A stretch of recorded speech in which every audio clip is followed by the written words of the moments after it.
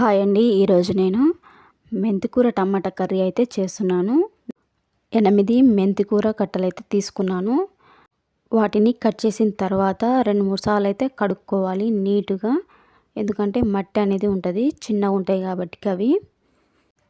ముందుగా స్టవ్ మీద ఒక కళాయి పెట్టుకొని అందులోకి 2 పావుల ఆయిల్ వేసుకొని, ఆయిల్ వేడెక్కిన తర్వాత అందులోకి తాలింపు గింజలు వేసుకోవాలి.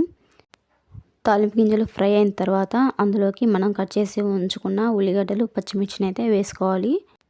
2-3 ఎండుమిర్చి, అలాగే కొంచెం కరివేపాకు కూడా వేసుకొని మంచిగా ఫ్రై చేసుకోవాలి అన్నీ.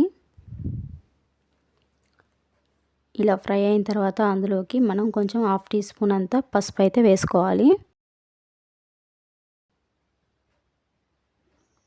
పసుపు కూడా ఫ్రై అయిన తర్వాత అందులోకి మనం మెంతికూరను కట్ చేసి ఉంచుకున్నాం కదా ముందుగా, ఇలా శుభ్రంగా కడుక్కొని అందులో అయితే వేసుకుందాము. మెంతికూరను కట్ చేసుకున్న తర్వాతనే ఒక 2-3 సార్లు అయితే శుభ్రంగా కడుక్కోవాలి, లేకపోతే మట్టి అనేది తినేటప్పుడు మనకు తగులుతుంది. ఇలా మొత్తం వేసుకున్న తర్వాత ఒకసారి కలుపుకొని ఒక 5 నిమిషాలు అయితే మీడియం ఫ్లేమ్ మీద మూత పెట్టి అయితే ఉడికించుకుందాము.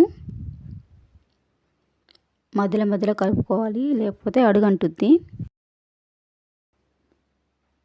చూశారు కదా, ఒక 5-6 నిమిషాలకి ఇలా అయితే ఫ్రై అయింది మంచిగా. ఇలా కలుపుకున్న తర్వాత అందులోకి మనం కట్ చేసి ఉంచుకున్న టమాటా ముక్కలను అయితే వేసుకోవాలి. టమాటాలను 8 మెంతి కట్టలకు నేనైతే 7-8 టమాటాలను పెద్ద సైజువి అయితే తీసుకున్నాను. ఇలా కలుపుకొని ఒక 5-6 నిమిషాలు అయితే ఉడికించుకుందాము. చూసారు కదా ఎలా ఉడికిందో. ఇంకొక 5 నిమిషాలు అయితే మనం అయితే మూత పెట్టి మళ్ళీ ఒకసారి ఉడికించుకోవాలి. చూసారు కదా చాలా బాగా ఉడికింది. ఇప్పుడు ఇందులోకి 1 టేబుల్ స్పూన్ అంత కారం, అలాగే 1/2 టీ స్పూన్ అంత ఉప్పు అయితే వేసుకుంటున్నాను. ఒకసారి అంతా కలిసేటట్టు అయితే కలుపుకోవాలి. ఇలా కలుపుకున్న తర్వాత ఒకసారి అయితే మూత పెట్టేసి అయితే ఒక 2-3 నిమిషాలు ఉడికించుకోవాలి మళ్ళీ.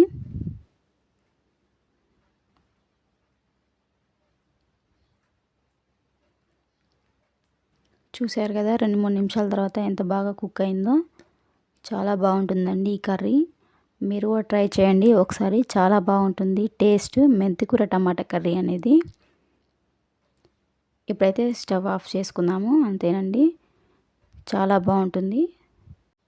అన్నంలోకి కానీ చపాతీలలోకి కానీ చాలా బాగుంటుందండి టమాటా మెంతికూర కర్రీ.